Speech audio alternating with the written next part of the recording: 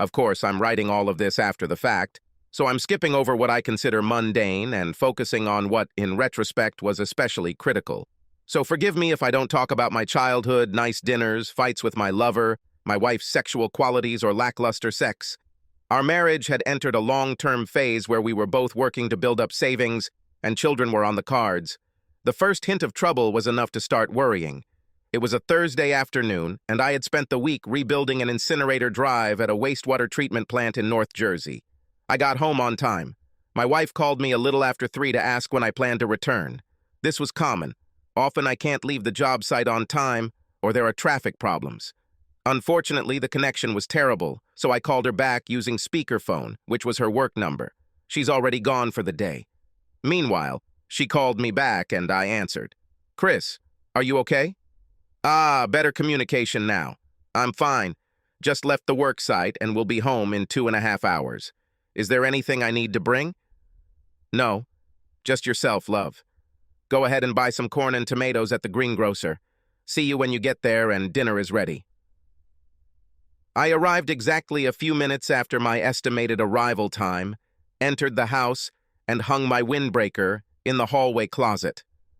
My wife called me from above, and I shouted back a greeting. I don't want to sound grumpy, but there are only a few wooden hangers in that closet, and I always use one of them for my jacket. This time she was wearing a very expensive wool sports jacket. I tried it on, and it fit well. Maybe a little short in the sleeves, but fine if worn with cufflinks. Inspecting it, I found that the pockets were filled with things, business cards, checks, and other things. Apparently someone named Robert Campbell purchased something from a Rite Aid pharmacy here in town at 3:12 p.m. that day. I hung it back on the hanger and closed the door. Okay, I'll soon find out what's going on.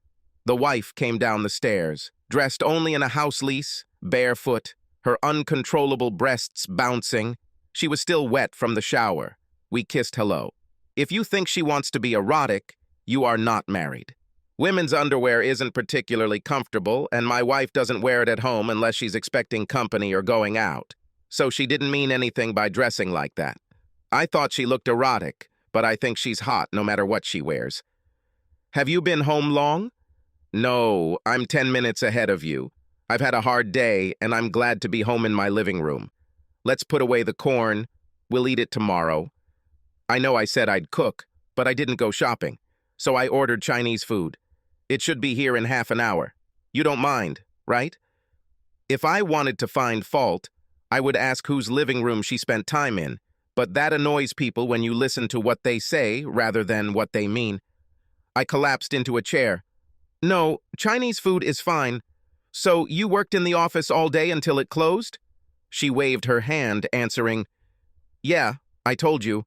I was working on a new ad for a line of bath accessories. Honestly, it sucks, but they're cheap, like in China, and they look good at first glance. Nothing I'd give a place in the house." I ignored the possible, probable lie about her whereabouts later in the day. We chatted for a bit until the food arrived. I paid the guy for delivery and we sat down to eat sea rice without the soy sauce to mute the seafood flavor. Steamed dumplings, crispy Singapore noodles, and crispy scalloped shrimp. I poured more tea and announced, "I should probably call the police and report that our place was broken into. I even think I know who might have done it." She looked surprised. "What?" "My God, how do you mean that?" "Simple, Karen. The thief was careless. Most of them aren't very smart, you know. He left his sports jacket in the closet. His name is Campbell. I guess the police won't have any trouble finding him." "Oh, that sports jacket. It belongs to Bob Campbell. I brought it home from work. I need to return it tomorrow." I was silent for a while, which usually makes people nervous and makes them chatter. This time it didn't work with Karen, so I broke the silence. "Ah, I assumed he was here. So why are you carrying his jacket back and forth?" She got irritated. "He left it in my office." "So, you expected one of the cleaning staff to steal it and not a laptop or something that could be resold for a reasonable price?" "Chris, why are you questioning me about this?" "Sorry. It's just that your explanation is possible, but a little weird. Why would you bring someone's sports jacket home for, what, storage? Only to return it the next morning?" Really? Do you remember Occam's razor? What's the most? Is the simple explanation that fits the observations most likely to be true? There is a much simpler explanation, but since you are my wife, I choose to accept your word that you were in the office all day until 5 p.m., so we can forget about the simple explanation. I told you the truth, except that I didn't do anything in the office, so Jen, Howard, and I holed up in a cafe and worked there for the rest of the day. Okay, I fell for it. What's the simple explanation? You and Mr. Campbell left work around 2:50 p.m. and came here. Since he planned to stay for a while, he hung his jacket in the closet. You called me to check that I was far from here, that the coast was clear, so to speak. He left a little later, forgetting his jacket. I'm guessing you were collaborating on Sudoku puzzles or something like that. Her face became tense. You're accusing me of cheating, aren't you? No, I'm blaming you for not telling the truth. I don't know the truth, but I think I know a lie when I hear one. How do you think a check stamped 3:12 p.m. from a Rite Aid pharmacy got into your jacket pocket? Let me see it. I handed it to her. The month date has an 8 on it, not a 9, so it's last month's check. Apologize. Handing the check back to me, I looked at it again. Well, it's ambiguous. Maybe an 8 or a 9. Sorry about that. As for your explanation, I said I take your word on what happened, and I meant it. You asked me to tell you the most simple, least absurd explanation, and what I mentioned would occur to anyone who doesn't trust you as much as I do. That's all. I received a gentle smile. I'm glad. I love you. I'm not cheating. What I told you is true. That night, I received comforting sex, which did not serve her purpose of convincing me. A better story would be if he left it at the cafe where they worked, but she couldn't say that because she had previously said that he left it in her office. I can guess what might have happened, but I don't really know what happened. And if I did, I would have to act on that knowledge. And let's be honest, I don't want this to be true. Damn, that was damn close. That idiot Campbell would forget his own name. Ha, assuming he ever knew it. In a scam, carelessness is dangerous, and he is careless. Why even keep that damn check? Okay, that didn't say condoms. I bet he didn't even look at it, just stuck it in his pocket. It was fun, but I think it's almost over. Chris got it. I got lucky and got out of it with a lie, so I got the benefit of the doubt. I can't play that card again. Chris, I'm not having a scam with Bob. I want you to know that. But it's nice to know you're jealous. Some things, like you, I don't like to share at all. I lay there collecting my thoughts. Karen, I married you forever. I expect you to bear my children and we will grow old together. I believe that's what you want too. But if you ever change your mind, decide that I'm not for you, do us both a favor. Get a divorce ASAP. It would be painful for me, but no doubt I will eventually find someone else and move on with my life. I will accept it. We all make mistakes. It's just a question of admitting that we have irreconcilable differences. But please, please don't start cheating and expect to stay married to me, or start a scam as a trial period for your freedom after divorce. I think I would take it very badly and wouldn't be able to treat your boyfriend kindly. Am I clear? Chris, I feel the same way. Okay, then we consider this issue closed. I love you, darling. Sleep. Apart from the sports jacket, our life seemed to be normal. As far as I could remember, nothing stood out, and I was now observing. My business was doing very well. I kept 2 crews busy. But that meant I had to work alongside them most of the time, so I traveled more than I did in our salad days, to use the phrase my mother used for being too poor to put the meat on the table. Life seemed the same as before, maybe even a little better sexually. A month or so passed, and I supervised both of my crews remodeling equipment at a paper mill in Upper New York. The entire plant was closed for annual maintenance, and we received an early completion bonus, so we worked through the second shift for 2 nights in a row. We gave the go-ahead to heat up the oven at 11 p.m. Cleaning and packing the tools and a quick shower in the locker room took some time, and we left the factory around 010, a day ahead of schedule. I collapsed at the motel for 6 hours of sleep, slept a little, and was on my way home by 09:30. I was looking forward to a relaxing ride from Wellsville, New York to Philadelphia. The route took us through some of the most beautiful countryside in the United States. Some people play golf to relax, some people listen to music, and I like to drive on country roads.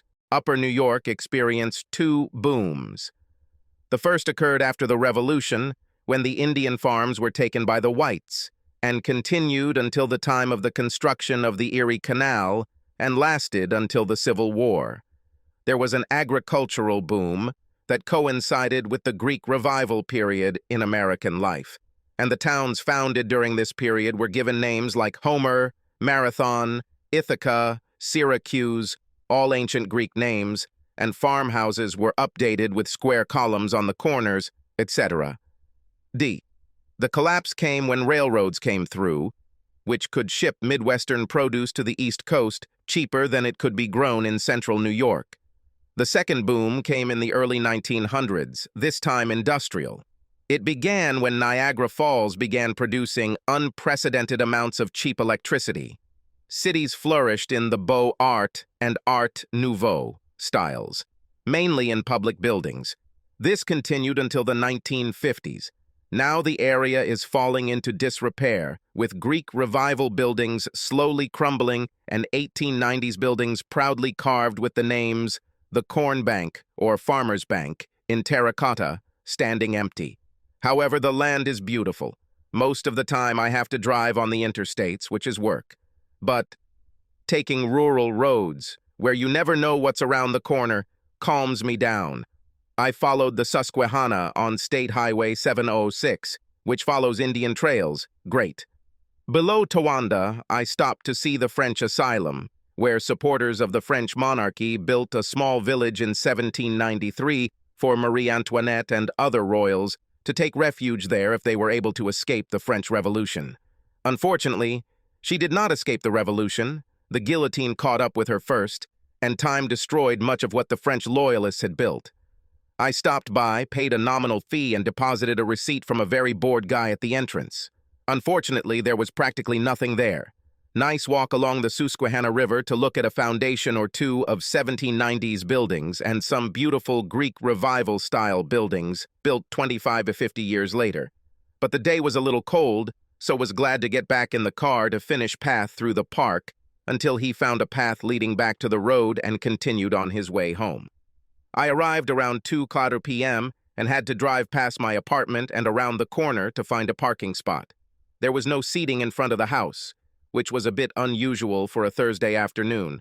I was dead tired and left my things in the trunk, went into the house, went to the toilet, drank a glass of water, and decided to take a nap so that I would be in shape for when my wife returned home around 5 p.m.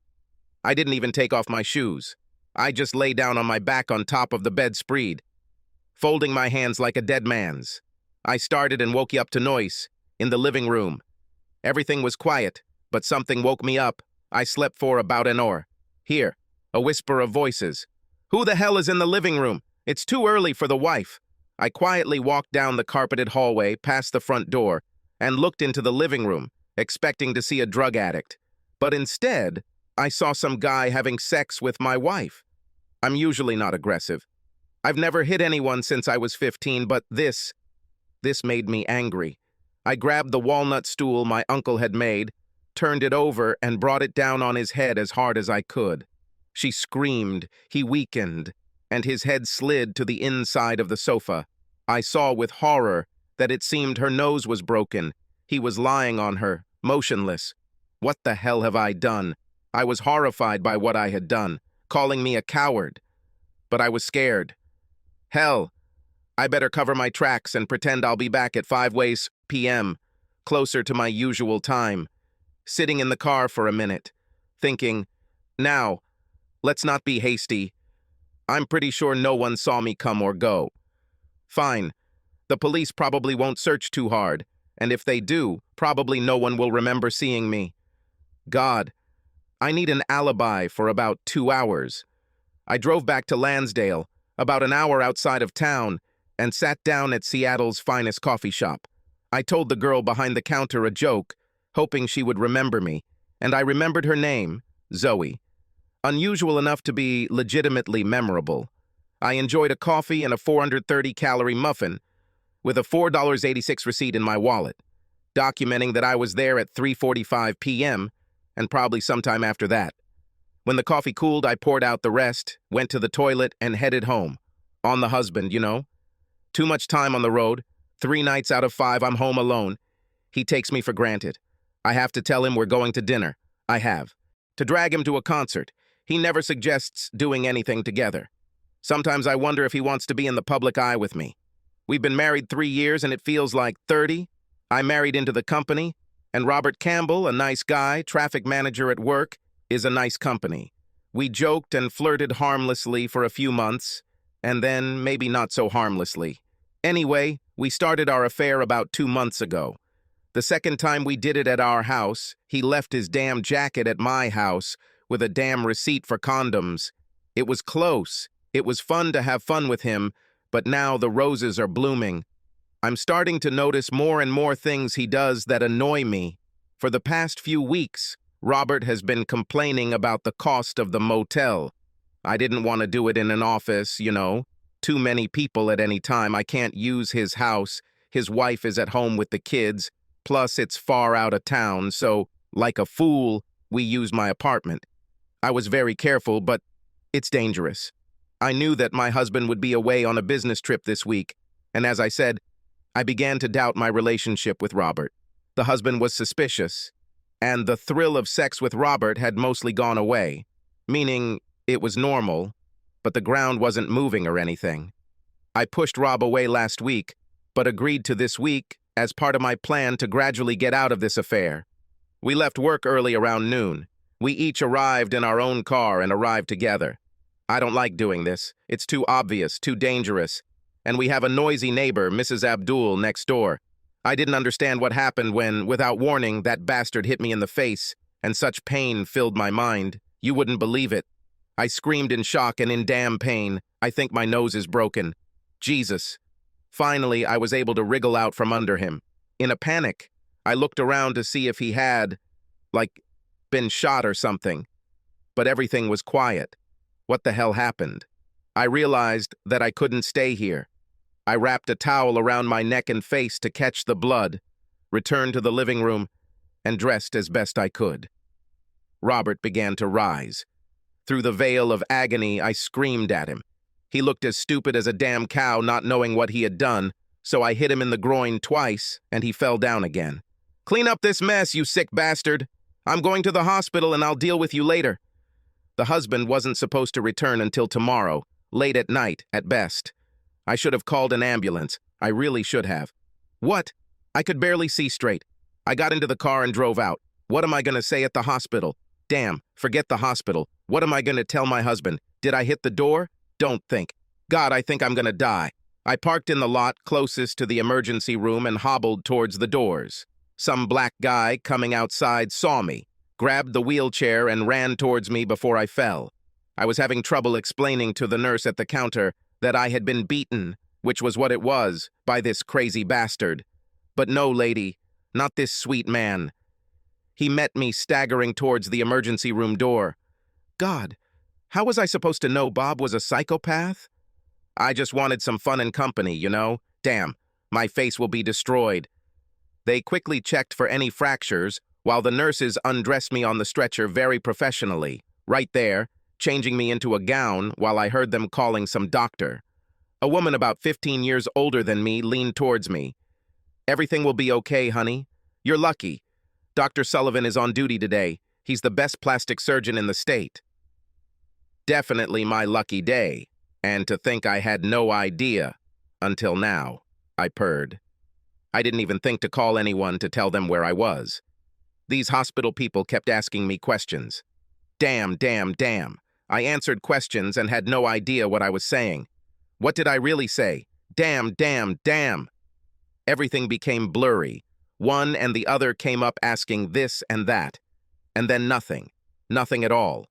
If I had been conscious, I might have thought it was death, but I was not aware of anything. After a few minutes in the coffee shop, they became very busy, and I quietly got into the car and drove back home. I was lucky to find a place right in front of the house. Gracie Abdul, my neighbor, greeted me as she raked her tiny lawn, and I told her how beautiful New York State was, practicing a lie about my whereabouts, I guess, and walked into the apartment. It was a slaughterhouse. My heart jumped, but I held back the urge to gag and made it to the kitchen sink, where I puked. There was no body, which means I didn't kill Campbell. There was blood everywhere, on the sofa, the carpet, the bathroom floor, footprints here and there. I wiped off the 2 legs of the stool I had touched and turned it so the clean legs were facing the wall and called 911 from my cell phone.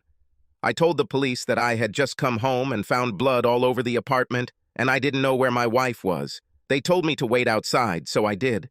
Mrs. Abdul was still there. I had only been in the house for a couple of minutes, so I told her what I saw. She was horrified.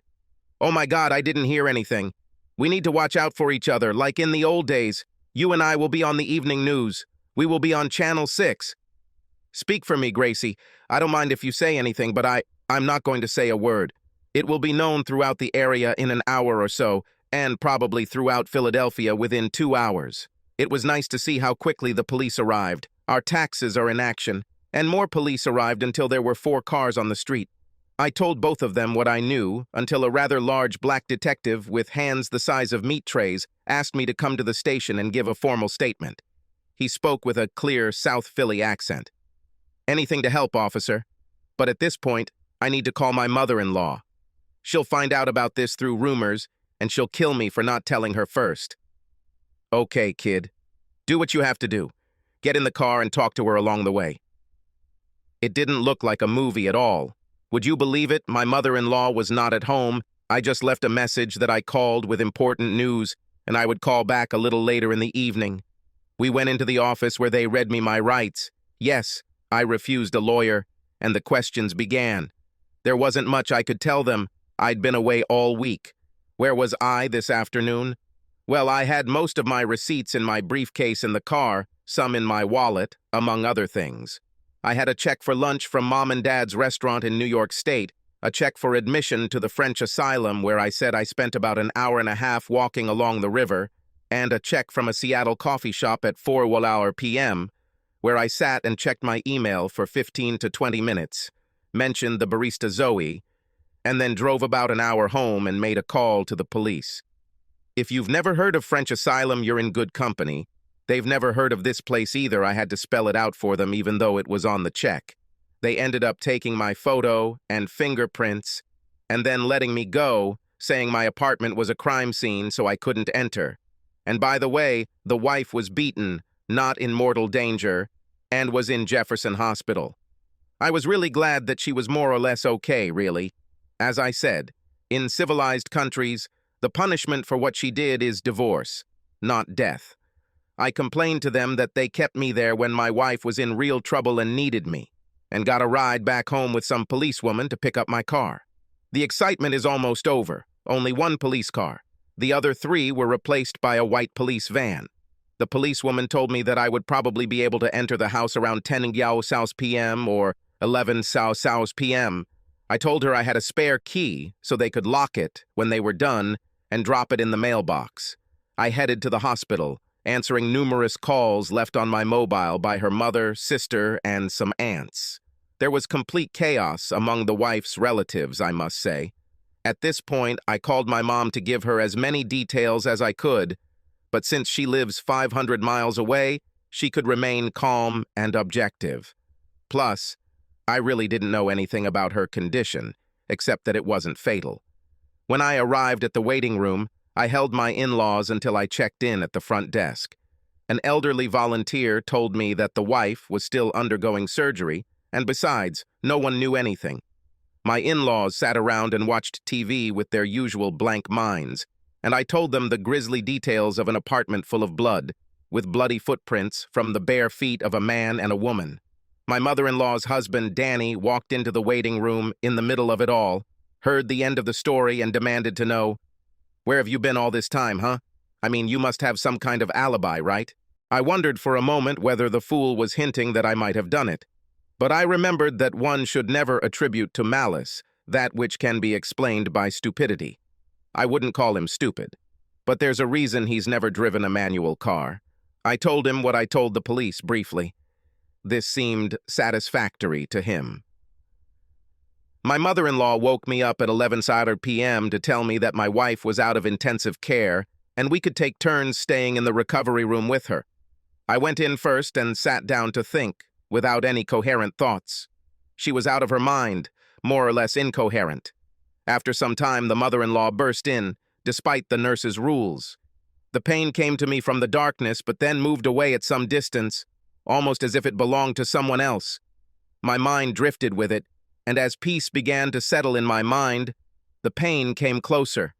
There were people there, strangers and my mother, and they asked me questions that I couldn't understand. The nurse said, "She's fine. She's coming out of the anesthesia, but it'll be an hour or two before she really comes around." "Terrible, just terrible," muttered my mother. "Why did you let a crazy stranger into your home? Or did you leave the door open? She should have known not to open the door to some crazy stranger." I heard my mother-in-law muttering and said with confidence, "No doubt he left a lot of DNA behind, so he will eventually be caught." The nurse said that she was still under the influence of anesthesia and would not remember anything. They would give her pain relief when they could, and politely asked us to leave. I accepted my mother-in-law's offer of a bed in her spare room because I wasn't sure the police would allow me into my house. We arrived at the hospital the next morning as the police were leaving. They told me that the wife had given them a statement and I could return to the apartment at any time. The wife looked terrible. 2 black eyes, huge bruises on his cheeks, reaching to his ears and down his neck, and bandages everywhere. I think as much for cosmetic reasons as to bandage wounds. I really wish I could just make a scene or something. It was just wrong and I couldn't admit it now. She really looked terrible. Really. I stopped to talk to the nurses as her mother rushed past me inside and started asking 1,000 questions. What happened? Did she know who did it? The wife claimed that she was attacked by an unknown assailant who hit her in the face, stunning her. He is believed to have then fled. It changed my public attitude.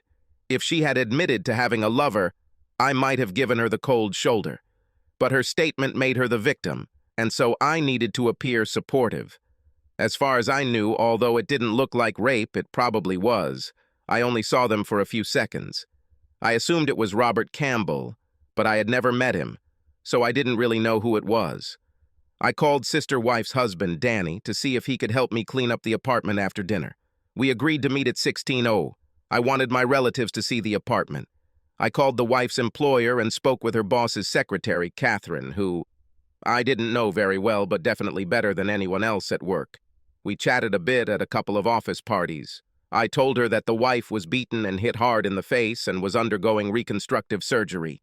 As a guess, she will likely be out for at least a week or two. Then I asked when she left work yesterday. "Hey, I don't know if I noticed that, actually. Come on, Kat. You can see her desk from the comfort of your beautiful chair." "Well, maybe around 2 p.m. or a little later." "Did anyone else leave at this time?" Long pause. "This is a criminal case," the police will also ask. "They say that most attacks are committed by people they know." Catherine suggested, "Well, I can't imagine that it's connected, but Bob Campbell left around the same time. But it's unlikely he could have done such a thing. I mean, he and your wife are friends, colleagues, you know. I have known him for many years already." "Oh yes, friends. I told her I would keep her posted. I knew the names of most of Kenya's colleagues, but I had not met many of them. I knew his name because he belonged to the sports jacket, but I couldn't remember if I had met him. Except for the jacket incident. I don't think she ever mentioned it to me. So, I guess the first time I saw him was yesterday. Dr. Sullivan came in and told my mother-in-law and me that Jennifer would be out in a day or two, that everything had gone well, and that in a few weeks she would have to have 1, maybe 2 surgeries to fix her nose. He put his folder down while he examined it, and I flipped through some of the pages, trying to see what I could. Among the tests for STDs, A positive result was noted for gonorrhea. I went to our family doctor to get tested for STDs and tell her what happened. She offered to stop by the hospital and make sure Jennifer was getting all the care she needed. I rarely think about wife's real name unless I'm mad at her. I asked the doctor for STD test results as quickly as possible and was promised that they would be ready in 48 hours. Danny brought his sister Anne with him to help us clean up. They were duly shocked by the state of the apartment and realized what had happened. She was cleaning up the blood in the bathroom while Danny and I were dragging the couch to the curb when the big detective from last night, Leon Washington, showed up. The guy is really impressively huge, like a brick on his feet. Did I remember anything else? Or was there something missing? Then it dawned on me. You know, I'm missing a white shirt. I was in the closet choosing clothes for Jennifer and noticed that 2 of my shirts had fallen to the floor. I picked them up and noticed that one of the white shirts was missing. Come on, Mr. Harlow. How did you notice that one of your white shirts was missing? Detective Washington, let me show you. And I went into the bedroom and opened the closet. How many white shirts do you see? His eyebrows rose, and he said with a smile, Oh, so you only had 1 white shirt, that's right. Only 1, and it's gone. I was at the paper mill this week and didn't take any shirts with me. Did you find my shirt in the trash by any chance? I mean, apparently the attacker got his dirty hands and took one of mine. He wrote down what I said and didn't give anything away. Do you consider this an attack? Officer Washington responded, That's one possibility, but we're still investigating. We eventually pulled out the carpet, and to my surprise, there was nice hardwood flooring underneath. I thought that there is no such thing as a little evil and rented a polishing machine on the way to the hospital. After I saw the wife at 19, we had a formal meeting with the relatives, and after about 15 minutes, we left the intrusive relatives. By 10, I had cleaned and waxed the floor. It turned out really good. I half expected a call from Jennifer, but the phone only rang a couple of times from her friends and mine. The next day, Catherine called to report that Campbell had been arrested in their office and taken away in handcuffs. This was the main topic of conversation in the building. That afternoon, the police came to my work. They were interested in the time again and wanted me to do it all over again. Apparently, I was driving very slowly. Well, no, Detective. I wasn't driving particularly slowly. To be honest, I didn't have much of a need to rush home. I took the scenic roads, where 55 in Mastempi was about the maximum that could be done, and I rode along with the same traffic. What I met. It was a beautiful day. Upstate New York and central Pennsylvania are really beautiful. I was in no rush. I stopped at a couple of antique stores because our wedding anniversary is coming up. Names? Yes. Well, off the top of my head, I only remember one name and location, where I actually stopped. And also went into another small one that I can't remember. It was after the first store. Just a small shed with mostly old junk. I didn't have much reason to come home before dinner. I took the long way home. I gave him the route I took, in detail, with comments about where to turn and so on. I drew it on the map, tearing the map out of the atlas for them to take with them. With GPS, I don't need it anymore. They made copies of the checks and were a little more forthcoming about the generally more general aspects of the case. They admitted that Campbell was involved, his fingerprints were found in the blood in the apartment, and he apparently said he had been dating the wife for some time. The wife denied it and still claimed it was an assault. In addition, they were embarrassed by injuries. Whose injuries? Obviously, my wife's. But did he have any injuries? I ask. Well, your wife's injuries can be explained by him headbutting her, but then why do you think he did it? I have no idea. Slipped from his elbows? Hit by something? Some kind of seizure? How should I know?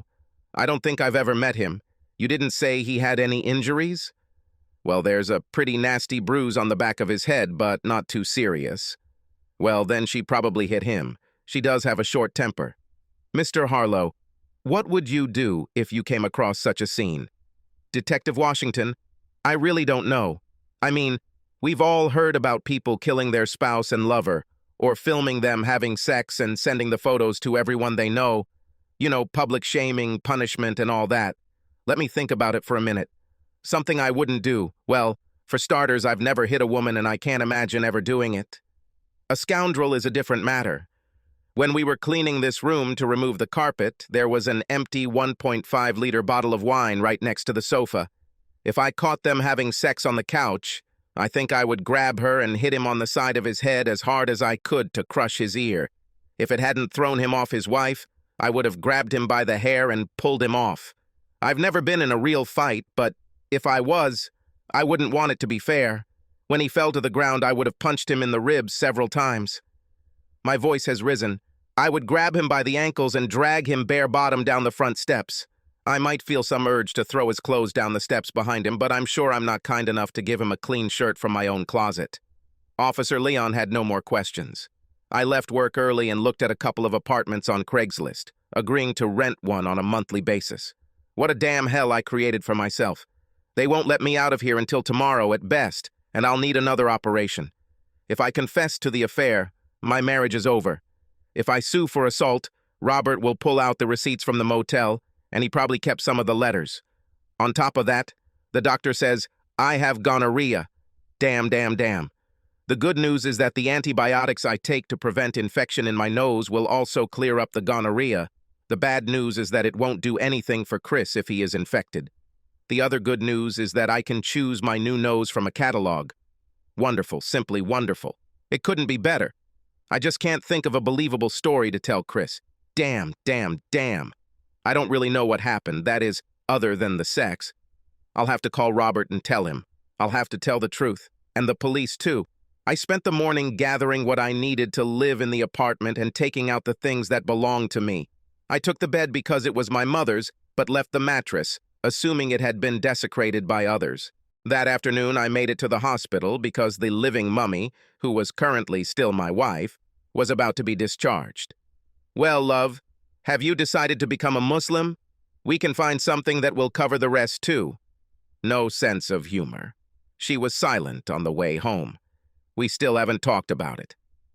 As she sat down in the only comfortable chair in the living room and picked up a cup of coffee, she said, You probably want to know what happened? It's a fair assumption, isn't it? I also want to know not only what happened that day, but what happened before it. And I want to know the truth. Forget about damage control. Your mom, your sister, your boss, your co-workers, police. Everyone knows you cheated. It can't be more public unless it's on TV. It was a big breach of trust. If you can't tell it like it is without a bunch of lies, then you better keep quiet until you can. She sighed and made a pained grimace. Well, you know Robert Campbell from work. No, I don't think I've ever met him. Wait, isn't he the transportation manager in the shipping department? No, this is Eddie Campbell, no relation to him. In fact, Robert is inside sales, and I was assigned to help him put together a presentation. Well, we went to the apartment the day before to pick up some things I forgot to bring. To work, and one thing led to another. A long pause, during which I thought, led to the sofa, huh? When she didn't continue, I asked, And? Unfortunately, I don't know what came over me. Robert Campbell's body, naked. This is what came over you, I thought, but said, And? Well, we started kissing, and, what happened next? No, I don't know, because it ended with the apartment looking like a butcher's shop and our new couch, rugs, and my trust in you in the trash. It's a long way from kissing Robert, don't you think? Why did you start kissing with Robert? And what did you think this would lead to?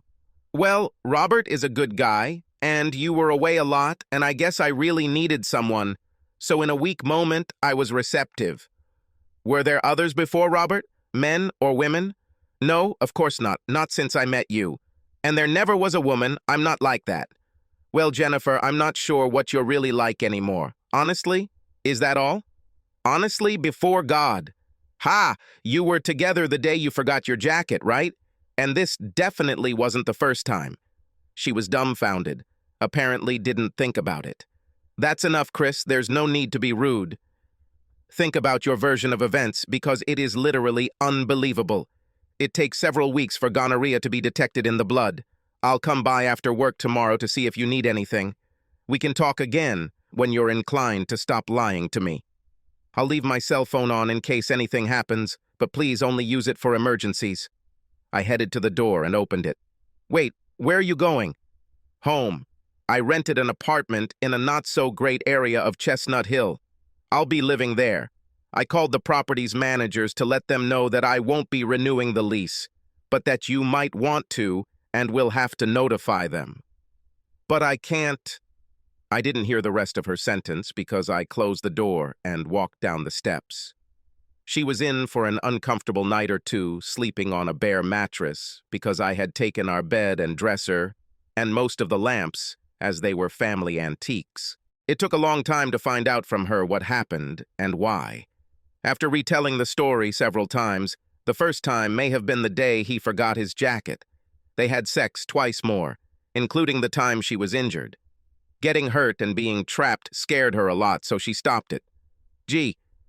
Well, it was so public that anyone with a sense of shame would be ashamed. I decided to stay with her during the surgeries as a friend. I also installed a tracker in her car, trying to check and verify it as insurance. The reasons for her betrayal were difficult to understand. My business trips meant loneliness and boredom for her at home, and added to this was boredom at work, all of which overwhelmed her. I reduced my business travel as much as possible, which reduced the business's profits a little, but it was cheaper than a divorce. We went to counseling, which helped me by learning to talk openly with each other, which was really difficult for me, but I don't think she was as open to it as I was. I never admitted that I ruined her face, but I have to say, that's probably one of the reasons why I stayed with her during the surgeries, and I wanted to save our marriage after spending about 5 years of my life on it. And I really loved her. 4 weeks after she returned to work, I saw in the tracking program that her car left the parking garage at 3 p.m. and was parked several miles away. Google Earth showed it was the Quality Inn. I drove there and was rewarded by the sight of her and Campbell coming out a little after 5:30 p.m. I went home and took out the divorce papers that I had prepared in advance. The next day, I signed a 1-year lease for the apartment I was living in, which saved me 20% of my rent. I was sitting on the steps when she came home from work. I asked her to sit down and just told her straight out, "I thought a lot about us and came to the conclusion that deep down, I think you are a lying bastard, and I don't want to waste any more of my time on you. Having said that, go with God, don't bother me anymore. I want to forget you. No, this is the wrong decision. We are on the right path to repairing our relationship. Don't give up on us." You're saying this after spending yesterday afternoon with Campbell in a motel room? Screw you and that horse you were riding on. I've arrived. I regret the day I first saw you. I'm done with her. I gave her the divorce papers and could have given her my wedding ring, but the gold was $800. As for her nose reconstruction, she thought about a smaller, trendier, upturned nose, but opted for something very close to her old one. She had a fairly large nose, which I thought looked normal, and the new one was slightly smaller, but the same general shape. Old friends noticed that something had changed, but could not understand what exactly. I haven't spoken to my ex-in-laws or ex-wife since then. I didn't care about them. Someone said Campbell was her lover for a while after I left. For their health, let them exchange STDs. It's been 6 months and I'm finally feeling good. The rage and pain of her betrayal, my guilt over the injuries he caused, the involvement of the police, all of this took a big chunk out of my life. I think it would be better for me, and of course for her too, if I just faced the betrayal. I suffered greatly from the guilt of disfiguring her and spent months helping her deal with the trauma, seeing her suffer physically from the surgeries and mentally from the remorse of cheating, which gave me time to accept it as a short-term mistake on her part. But, as I soon realized, history would repeat itself in the future. If I hadn't attacked them but confronted them, I probably could have divorced her on the spot and ended up with her cheating. Instead, I experienced the pain of betrayal and came to the point of accepting her sincerity and her words. Stupid of me. So when she went back to this guy, I did it right the second time and kicked her out the door, and it was over in a matter of minutes. Much easier.